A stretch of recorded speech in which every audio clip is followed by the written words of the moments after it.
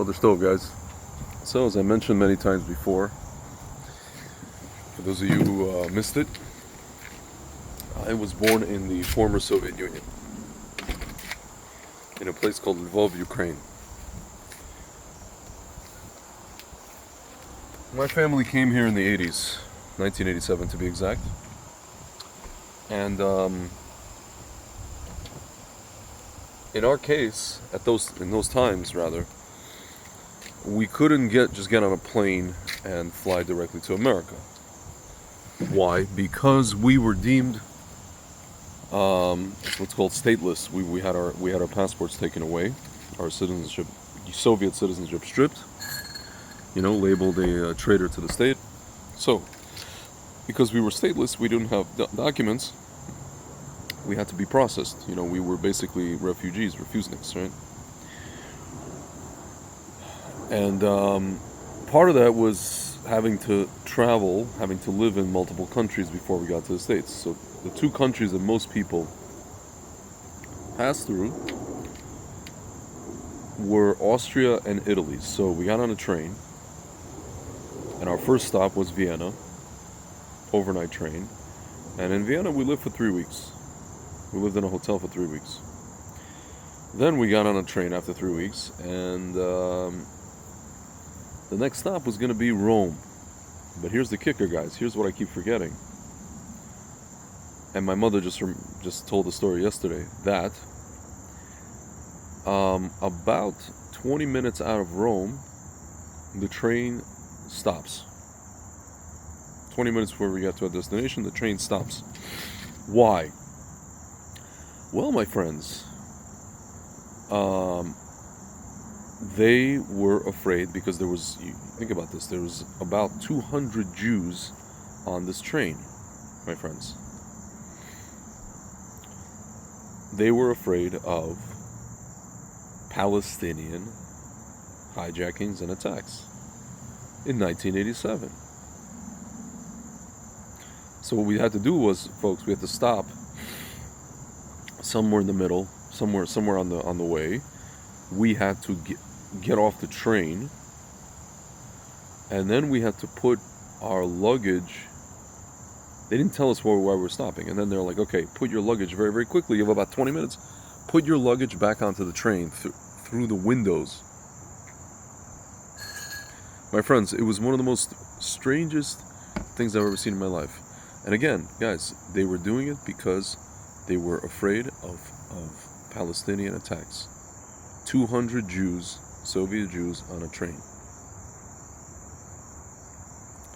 And then we eventually get to Rome, and then we eventually get to this place, in our case, this place called Ladispoli, which is about 40 minutes from Rome on the west coast of Italy. And that's where we lived for 3 months, my friends. Interestingly enough, my mother just told a story yesterday that she said that 25% of Italians at that time were voting for communist parties. And there was a lady in Ladispoli, where we stayed, who was running, there was like a phone you can collect calls abroad, right? So she was like, I'm working this phone, whatever, this, I don't know if it's a booth or some kind of a stand. And she happened to be a freaking commie. And she was talking to all the Soviet Jews, and she was saying, what are you doing? It's so great in the Soviet Union. You guys are traitors to your country. You're escaping. What are you doing? You're traitors. You're going to the enemy. You're going to, to America. Screaming at them. My friends, but this whole story with the Palestinian hijackings, this is pretty much the point. At that time, you had the Munich massacre, the Munich Olympics. You had all these hijackings. I remember, I think there was the Sabina flight, which, by the way, Bibi and I think Ehud Barak were together, part of the operation to save those hostages. You had Entebbe. You had there was a few other hijackings, folks. So these people that are conducting these operations, these hijackings and these attacks, folks, they were claiming that they're fighting for freedom from the Zionist entity.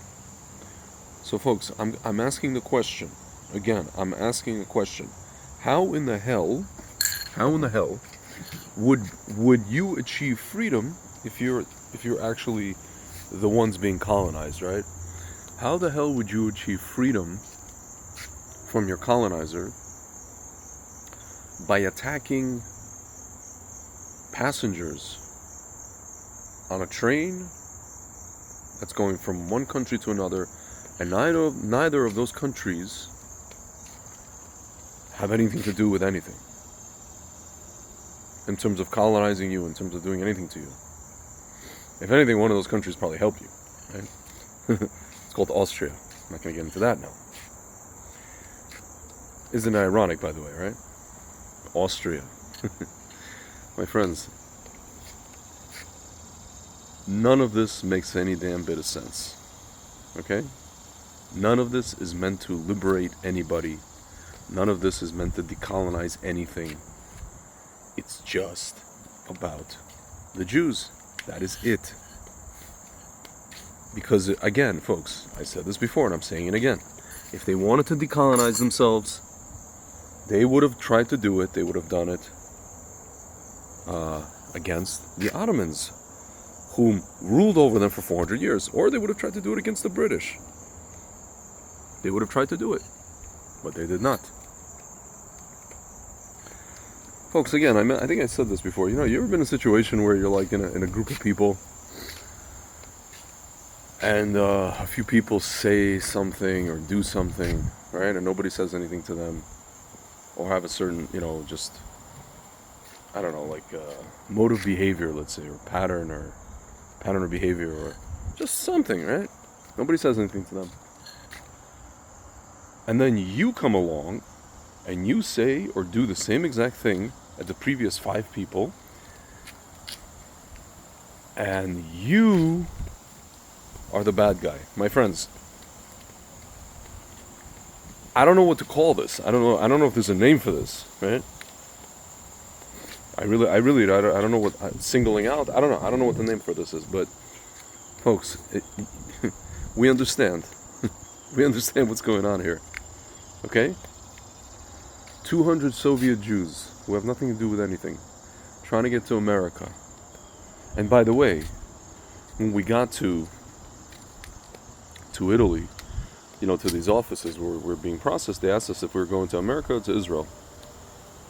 Most people wanted to go to America because, whatever, they had relatives in America. Israel was a poor country at that time, in the 80s, right? Few people went to Israel, but folks, they were afraid of attacks, of a train full of Jews, not a cattle car train, Baruch Hashem. They were afraid of a train full of Jews being attacked by Palestinians or sympathizers or whoever, right? Folks, ain't got nothing to do with nothing, no colonization, no nothing. Okay? It's just about Jews. Wherever we are, that's what it's all about. Alright, guys. Shavua Tov. Shavua Tov. Chodesh Tov, and talk to you soon.